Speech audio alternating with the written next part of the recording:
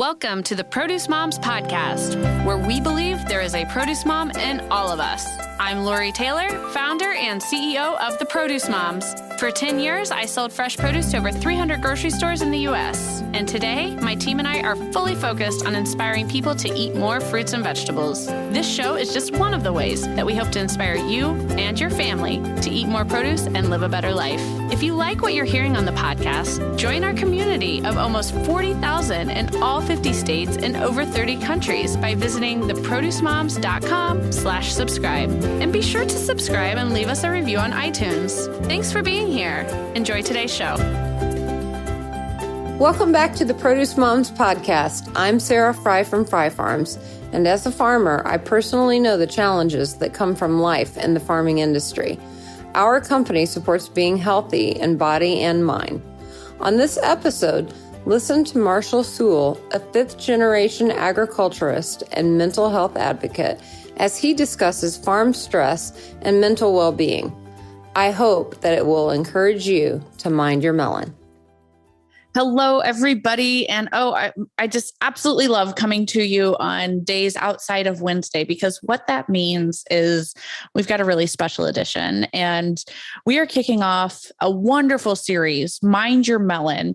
This is representing the month of May, which is Mental Health Awareness Month. We knew we needed to do something at the Produce Moms. I mean, I do feel like with the pressures that we're all facing day in and day out, mental health is just so important. And I think that there's a heightened awareness about taking care of mental health post, from March 2020 to present day. I think that people are leaning into mental health awareness in a way that we maybe haven't before from a society point of view. And, there's a lot of industries out there where the line of work is immediately associated with like, oh, that's a high stress job, the medical field, public safety, the military, even educators. I mean, there's a lot, anyone who works in counseling or crisis counseling for that matter. Those are jobs where immediately people are like, ooh, stressful job, high stress.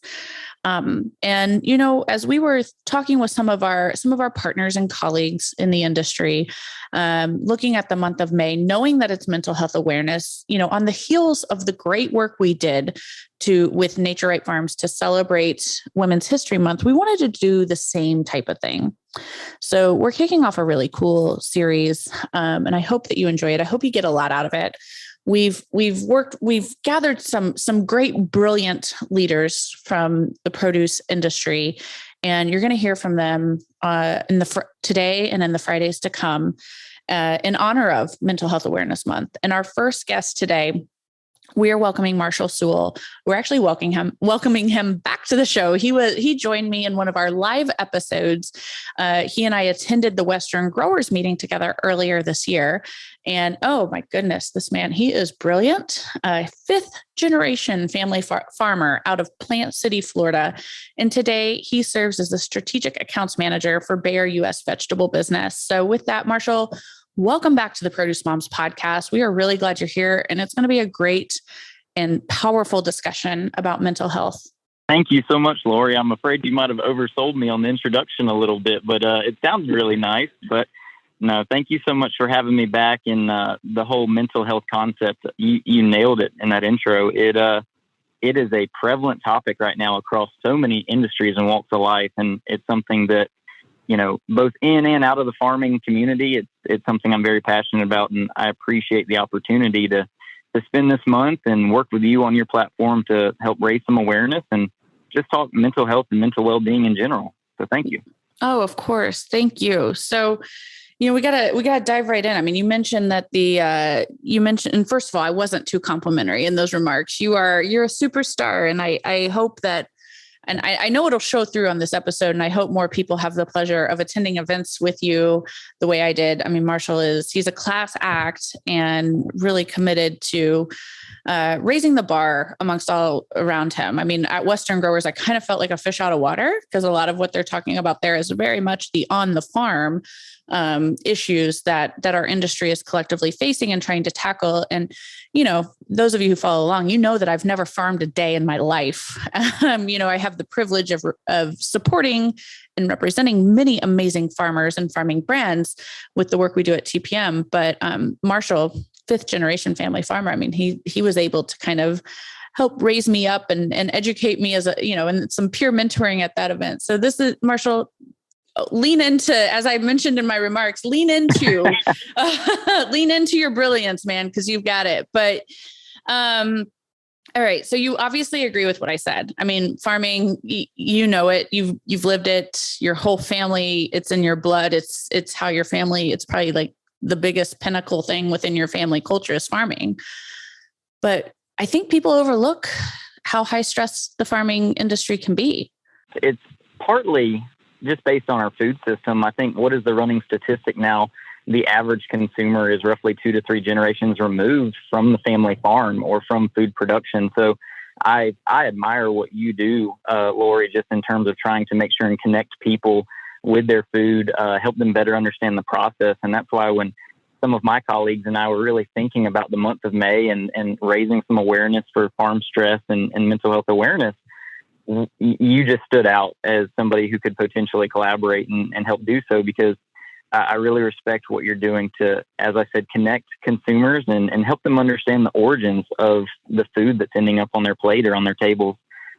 So as you mentioned, I grew up in farming. Definitely grew up and cut my teeth on it. It's what I always wanted to do. It's what I've always known. And you and I discussed a little bit at that California meeting.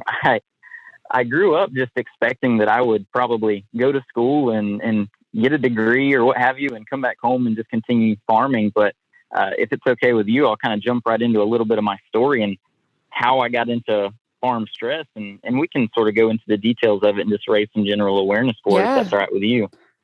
I think that's the best way. The storytelling and helping people, hearing your story will undoubtedly, someone else will be able to connect their journey with your story. So please share what you're comfortable sharing. Absolutely. So I'll actually start out. It was my senior year of high school. And so this is a really, I'll say a fun yet stressful time for all of us. We're trying to enjoy high school and enjoy wrapping up that chapter of our life, but at the same time, really figure out what we're going to be doing for the rest of our lives and making some of those adult type choices. And I remember it was the fall of my senior year. And for anybody within our little farming community, we knew that, come fall time, we were getting strawberries in the ground. That's what my family did. Historically, we always did some fall vegetables and spring vegetables, but our primary crop was winter strawberries. So when it was the fall time frame, we were getting plants in the ground and we were getting prepared to begin harvesting our first strawberries by around Thanksgiving.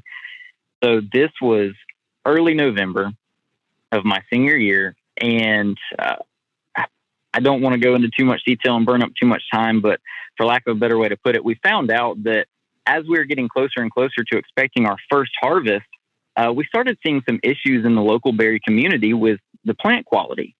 So the local universities, local researchers, they started pointing out that there were potentially going to be some diseases that were in the field coming from the original nurseries that these plants originated from. And my family and I felt really fortunate. We felt like we had kind of gotten by unscathed. We got all of our plants in the ground and we were feeling good about our crop, and we hadn't noticed any issues with our fields. And make a long story shorter, we ended up noticing that we were getting some issues in our field, found out that we had some of this nursery-borne disease out in our crops, and we weren't really sure what to do.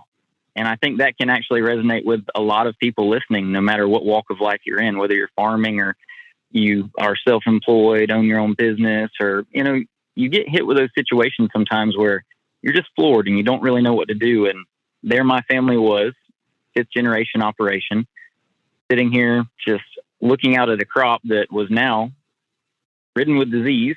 And we hadn't even harvested the first strawberries off of it. No clue what to do. So faced with that, my dad ultimately made the decision that he didn't necessarily see a way out, and he chose to take his own life.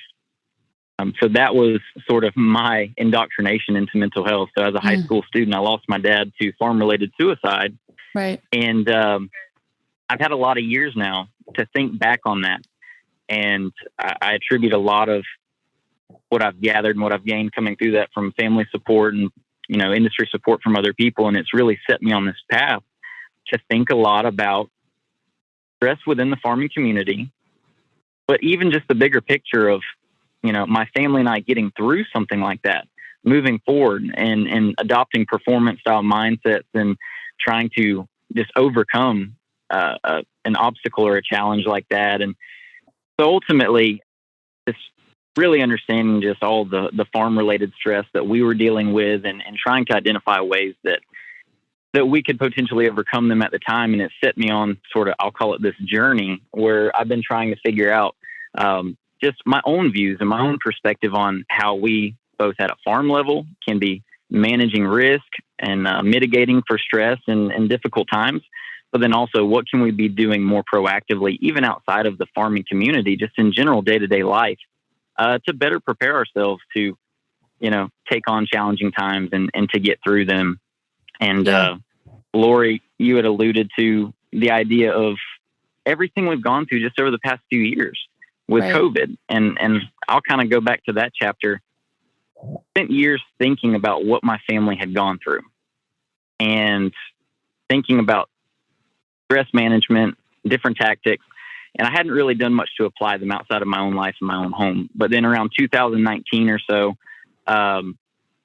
it was right after Hurricane Michael had come through Georgia. And I had some Georgia growers, and it was Georgia Farm Bureau reached out, and they'd asked me to come up and just raise some awareness and shed some light on my family story and how there is hope and there is opportunity after difficult times and after tragedy and after loss.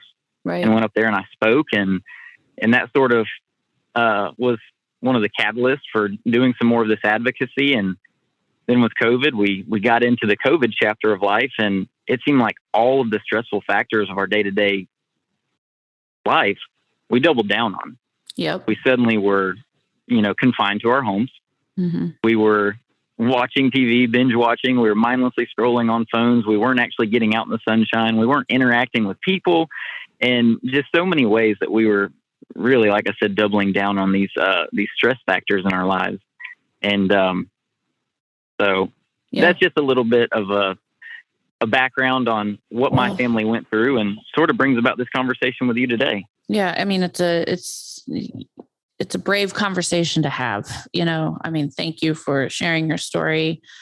My heart goes out to you and your entire family over the devastating loss. Suicide is such a complicated grief that you deal with.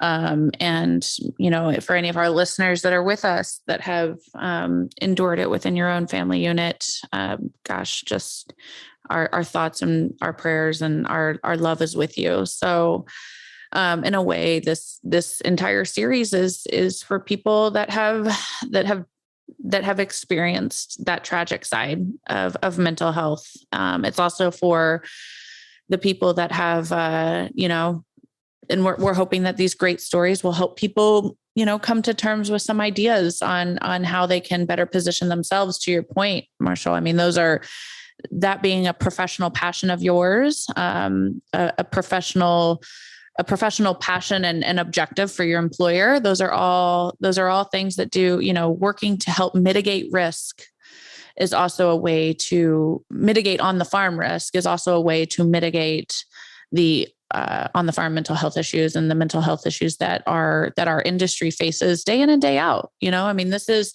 when you recall your story, or when you talk about those farming operations in Georgia that were devastated by the hurricane. And I do think in a way, the general, like the end consumer, the general population, our listeners that are with us today that are not part of the produce industry, there's a heightened awareness of just what that means when everything is taken away from you. When you mentioned that nursery disease that affected your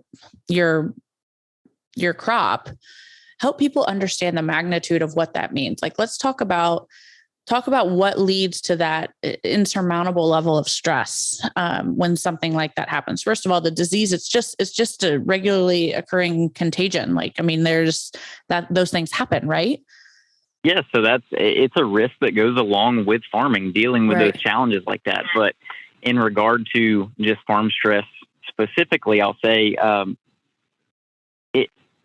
to add a little more context for the listeners or to consumers who may not necessarily be as directly connected to the farm side of things, you got to factor in that my dad was somebody who claimed he would never go into a casino and gamble because he said, I'm basically gambling with my livelihood every single day that I go to that farm. Mm-hmm. We are growing things out in the open field. You're most of the time trying to, if you don't have enough money to get the crop started, you're getting somebody to front you the money, whether it be a broker or a shipper or a bank or somebody. So you've got somebody loaning you this money and farming on credit at that point. And we were in a situation where you mentioned in the introduction, my brother and I are fifth generation. And so my dad, I think, had that mindset that, it's not just a profession. This is my identity. If I'm not a farmer, what else am I going to do?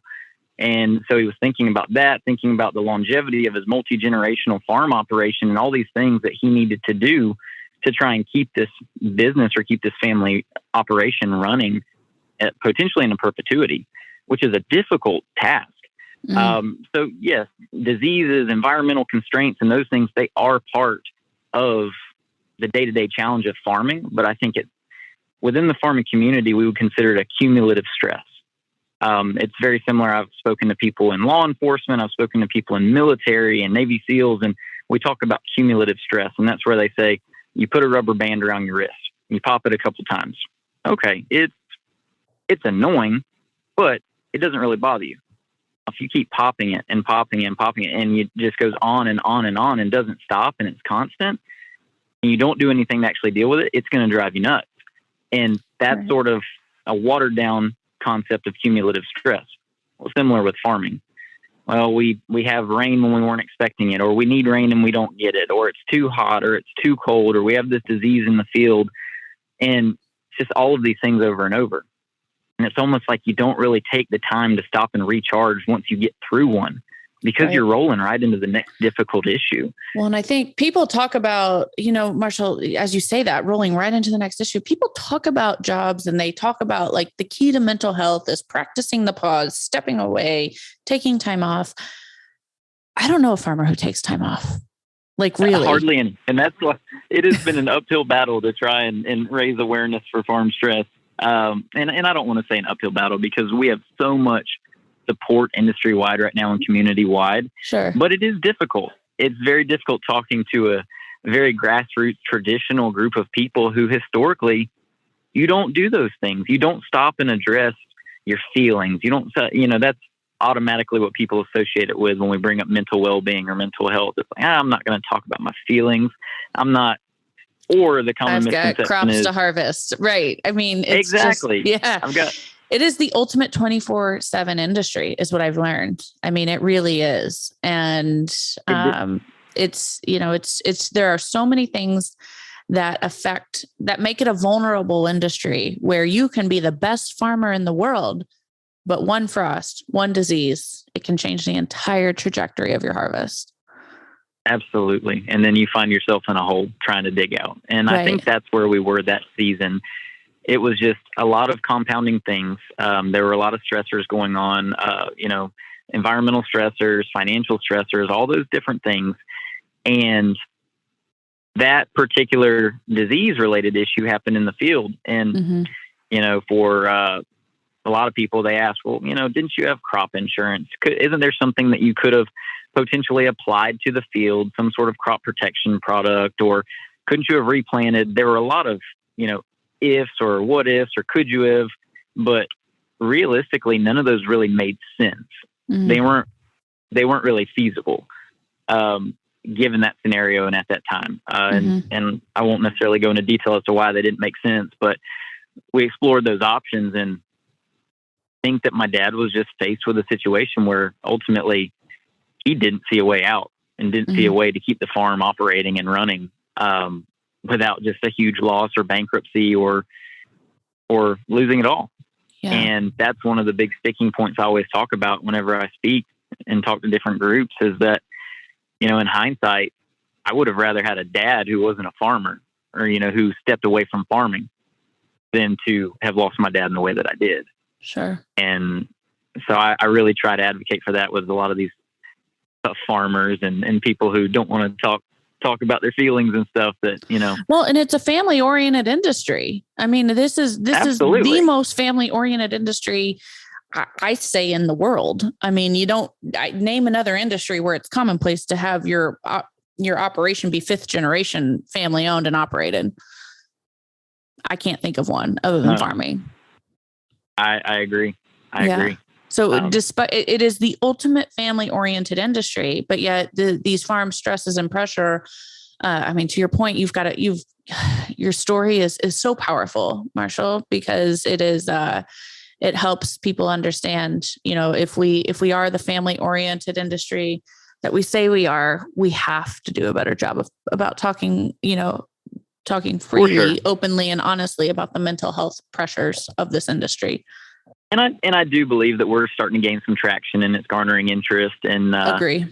Yeah. One of the real just simple ways that I put it, and I'll share it with you and with all of your listeners, because I think this can actually hold true for whoever. But I tell these farmers sometimes that it was actually a potato grower a while back, and I was talking to him, and he said, well, I deal with stress all day long when I'm out at the field. And when I go home, I don't want to unload it on my family. And and at that point, I get home and I just want to spend time with them. And then I go back to the field and I have a new set of stresses to deal with. And it just keeps compounding. And my point is always, well, you've got to open up about it at some point.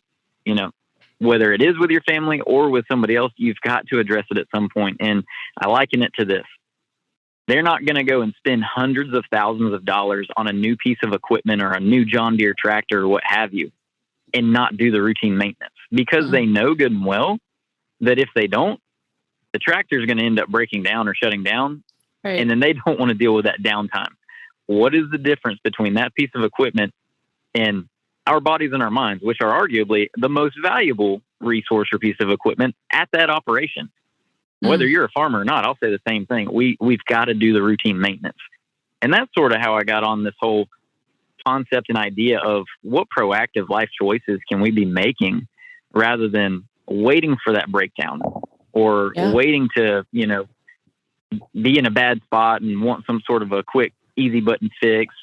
You know, there's all sorts of options and resources out there, but what can we be doing preventatively leading up to those issues to take care of ourselves from a physical and a mental standpoint, so that we can kind of alleviate some of those potential issues? Right. That's sort of been the concept around this month and this podcast series and the Mind Your Melon idea.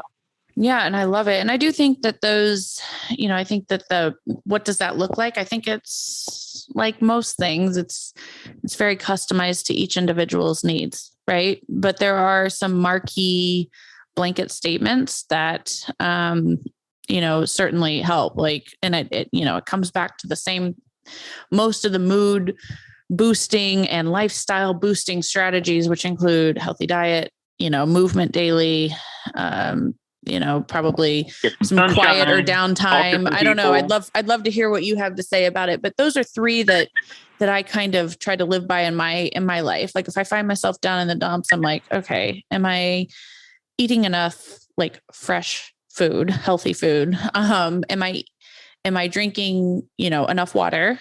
Am I drinking too much alcohol, or, you know, in some cases, any alcohol? And then am I moving daily? You know, the lifestyle, the American lifestyle, and the way so many of us are working from home now, it's like very sedentary. You have to pencil that in, even if it's taking your dog for a walk or doing some yoga in your living room. Like movement daily is critical, because it's amazing how we can go through our days, and our entire American day can happen and we can have minimal movement. You know what I mean? And I think COVID exacerbated that. You know, everyone's staying in their home, to your point, like not getting sunshine for the most part. You know, most of our cities are commuter cities. It's not like, other areas where it's commonplace to walk everywhere or walk to the public transportation. And then quiet time. That's a big one for me. Like I have to decompress and have a little bit of quiet time. Sometimes I do it in the morning before my family wakes up. And sometimes, oftentimes I'm the last person to go to bed in my house just because I need a little bit of quiet time. But I don't know. I'd love to hear what do you think? I should probably preface this by telling you and the listeners, I take what I say with a grain of salt because I'm no doctor. The closest thing I have to a PhD is a set of post-hole diggers in the back of my pickup truck. This is just the self-taught type stuff. But no, I'm with you with the whole COVID thing. I laugh thinking back to early COVID. I mean, after getting through about episode 5 of Tiger King, sitting on the couch and just scrolling through social media, I'm like, okay, something's got to give. We got to do something a little bit different. Right. But I think you're spot on. There's just, between eating habits and just physical activity and things like that, there are so many proactive choices. And so while I'm fully supportive of whatever options or resources you might need to be taking care of yourself physically and mentally, I really do think that there's something to be said about the simple and for the most part, free options that you have at your disposal. I think there's a lot to be said about those things that you just mentioned. So, you start talking about mindfulness and meditation and stuff, and people kind of look a little bit funny at you, sometimes, especially in the farming community. But, whatever term you want to use, whether it be mindfulness, meditation, moments of quiet silence, downtime, quiet time, prayer, or whatever it is, that's something that I've implemented. And we grew up thinking you said your prayers at nighttime. And a while back, somebody said, well, if you say your prayers at nighttime, you're probably asking for forgiveness for the stuff you did during the day. You should probably be saying prayers in the morning and, thinking about the good things to come. And so we laugh about it, but I've been trying to use a little bit more quiet time to start my day. Yes. Just taking a bit of time just to get a breather before you grab your phone and scroll, before you look at the news, before all those things come flooding in and giving you all these, boost of crazy transmitters in your brain and stuff. Right. I really just try to start my day. And I'm with you, usually the first one up, trying to spend some quiet time. Yep. And just think a little bit, getting prepared for my day, thinking about the good things. Agreed. Thinking about have things you that read I the need. book, Miracle Morning? I have not. Oh my gosh, I'm sending you a copy because okay, I'll have to it check is that out. all about, and you know what, we'll check out the Produce Moms Instagram page. We'll give away a copy on our Instagram page. In recognition of this Mind Your Melon series and the, May being Mental Health Awareness Month. The Miracle Morning changed my life. Read that book, implement its practices. It normalizes getting up early and accomplishing things like, before your feet touch the floor, drinking that glass of water before you even start your day. And then you go out and you start your day and you have that quiet time, whether it's through journaling or prayer, to your point, whatever you need for your little quiet and reflection time. And then you get your workout done and then off you go. Your day begins and you've accomplished so much before most of the other people in the world even wake up, and it changes your life. Hal Elrod is the author of the book, and it is a life-changing read. And it's a great online community too, the Miracle Morning. But I would love to send you a copy of it, Marshall. And for our listeners, yes, we will give some away too, because I really believe in that the book and the process that is laid out in the book. I would be happy to read it. And it sounds pretty similar. So you mentioned doing that and then going into your workout. And that's something that I started taking really seriously during COVID. I would get up and go for a run, or I would get up and, do some sort of a workout and just get my body moving, and realize that, sometimes it stinks to get up. You just sit there and you stare at your shoes and you don't want to put them on. You don't want to tie them. But once you can get yourself up and going and doing that, I noticed that I felt a lot better about starting my day that way. And so I think that a lot of times we get caught in these habits where we aren't making time for those things. And it is tough to break a habit. It is tough to make some of these proactive choices. But I really do feel confident that if you do, that's why I'm advocating for them and talking about them. I think that, from a scientific neurotransmitter chemical standpoint, you're actually doing good things for your body. But to me, I've just noticed personally that I don't necessarily understand all the science, but I know that I feel better doing it. And I think there's something to be said about it. So getting some physical activity and getting some sunshine. And also, I'll go back to what you mentioned about just more nutritional, healthy eating options. Right. That's something that you and I connected on at that conference when we first met. It's something that I'm a huge advocate for, especially in the fruit and vegetable industry and community.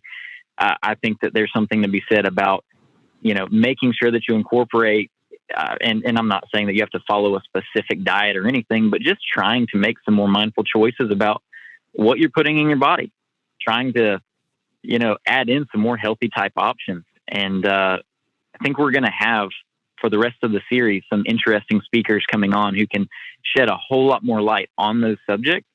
And I really hope that it resonates and it sits well with the people listening, and that there's some good takeaways from that, because they can speak to it much more so than I can.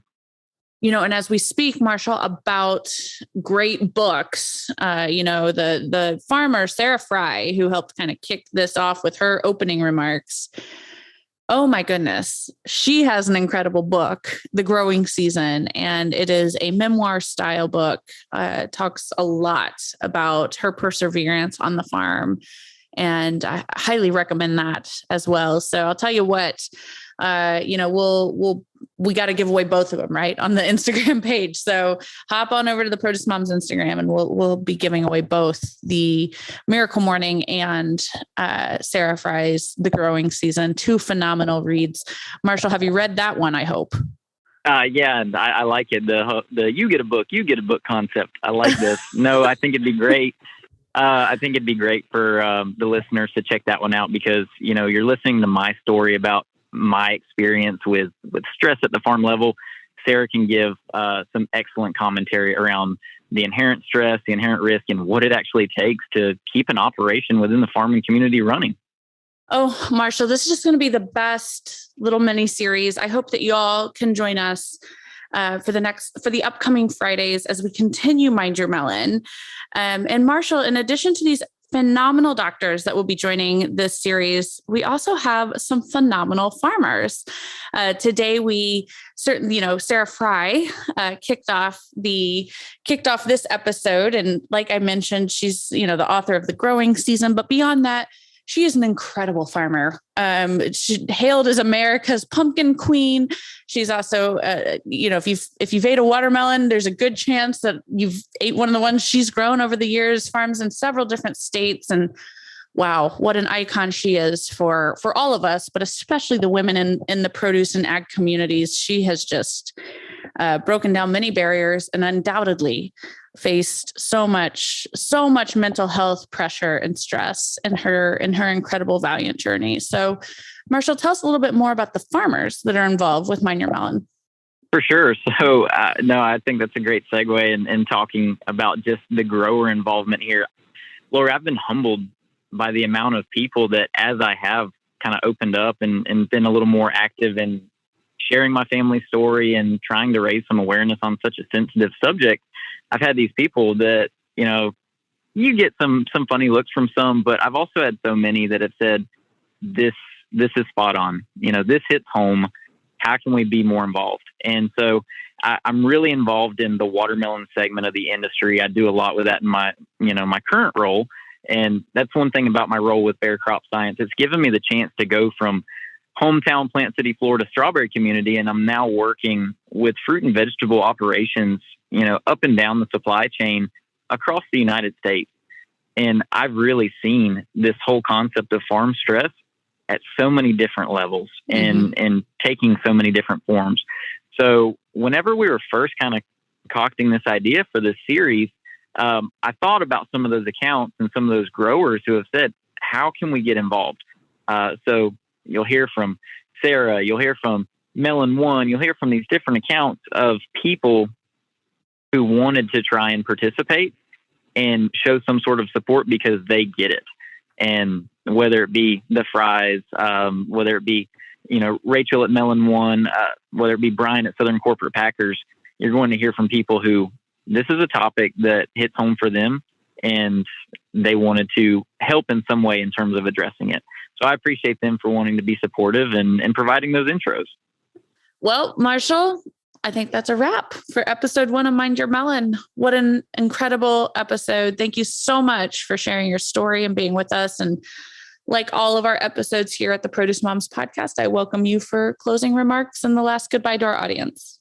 Oh, thank you so much for the time and for the conversation, Laura. I've enjoyed it. It is odd sometimes to address the topic of mental health for myself and for everybody. So just thank you for giving me the opportunity to do it in such a laid back and conversational way. And thank you so much to everybody who took the time to listen. And I really do hope that this is some encouragement for each and every one of you to mind your melon.